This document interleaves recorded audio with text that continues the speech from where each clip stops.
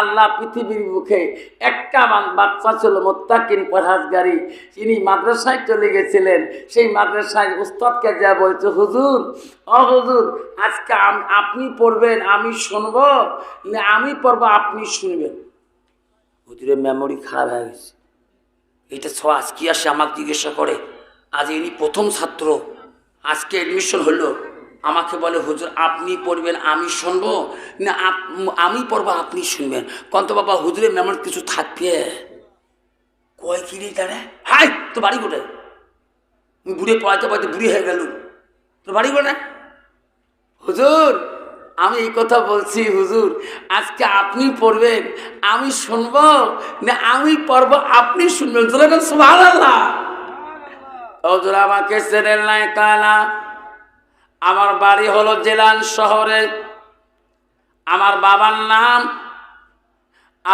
বাবার নাম হলো আবু সালে জঙ্গি মুসা রহমাতুল্লাহ। হুজুর আমার নাম আব্দুল কাদের জিলানী। আমি সেই জন্য আসি বললাম, হুজুর আপনি পড়বেন আমি শুনবো, না আমি পড়বো আপনি শুনবেন। ওটা বলতে পারে আব্দুল কাদের রে, আমি সারা জীবন পড়াই, বাবা আজকে তুমি পড়ো আমি শুনতে চাই। আল্লাহর ওলি জেলার শহরে তার বাড়ি।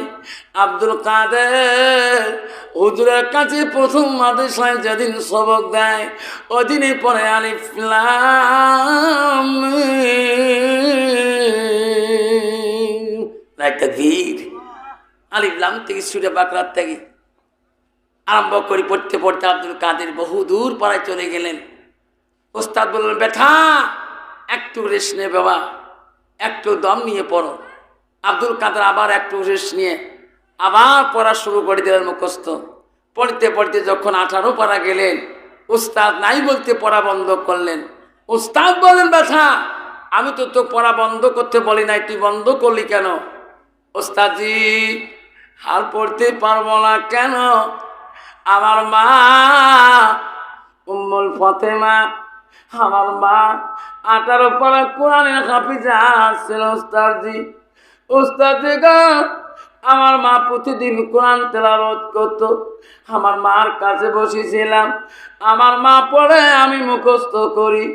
আমার মা কোরআনে হাফেজা 18 পারা, আমিও হয়েছি 18 পারা হাফেজ, বাকি পারা তোমার কাছে শিখতে আসিলাম। যেরকম সুবহানাল্লাহ। মা বলে না আমার তুল কালারের কোটি মা, কদম তালা মা, সুখানি বালার মা, এখনো তোমার পেটে থাকি মা। আব্দুল কাদেরের মতন অলি আসবে মা, যদি তুমি পর্দানিশী হও, আহসানাত হও, চরিত্র ভালো হয় মা গো। এখনো তোমার পেটে থেকে আল্লাহর অলি আসবে, যদি তুমি 5 ওয়াক্ত নামাজি হও মা। এখনো তোমার পেট থেকে আল্লাহর ওলি আসবে, যদি তুমি পর্দানিশী আহসানাত হও, যদি তুমি কোরআন পানেওয়ালা মেয়ে হও। আবারে একটা ইতিহাস আছে, এক আলেমের মেয়েকে বিয়েও দিবে, আলেমের মেয়ে বিয়েও দিবে, বর খুঁজি পায় না, খুঁজতে খুঁজতে এক বিশাল বাড়ি পাইছে। আজকে সবাই চায় মেয়ের বাড়ি ভালো হোক, জামাইয়ের বাড়ি ভালো হোক, বড় হোক। এখন বড় বাড়ি দেখছে, ওই বাড়িতে আলেমার গ্রামের লোক কাউকে জিজ্ঞাসা করে নেই। বাবা আজকে একটা মেয়ে যদি আমরা এখান থেকে আসামি দিতে চাই, নিশ্চয় করবে হুজুর আমার এই পাতলা খোয়ার মেয়ে, পুন্ডি বাড়ির মেয়ে, কদমতলার মেয়ে, তোমার আগমনী লেখা দিতে চাই, ওই মানুষগুলো পরিবেশ চেনেন, আমি নিশ্চয় 19-20 বলে দেবো। তা ওই আলেম সব কারো কাছে জিজ্ঞাসা করে নাই, নিজে নিজে বিয়ে চুক্তি করার শেষ বরের সাথে। এখন বিয়ে তো পরে দিছে, মেয়ে যখন নিয়ে আসছে, এখন গ্রামের মেয়ে সবাই দেখতে যায় নতুন বউ, যা কইছে রে মেয়ে তুই কি পাগল, তোর বাপ বলে কে? এই বড় বাড়িটি আছে না, এই মানুষটা চোর, চোর ডাকাতি, এই ডাকাতি করে এলে বাড়িঘর দূর করছে, তুই চোরের সাথে বিয়ে বসলু কে? তোর বাবা আমার কুসু করিলে আসি। মেয়েটা বলছে না না বোনরে, আমার আব্বা কোরআন পড়া শিখাইছে রে বোন, আমি একটা কোরআনের হাফেজা। আমার আব্বা যদি গুজি করে দেয় বলে রে আমি খুশি করি বিবাহ বসিয়েছি।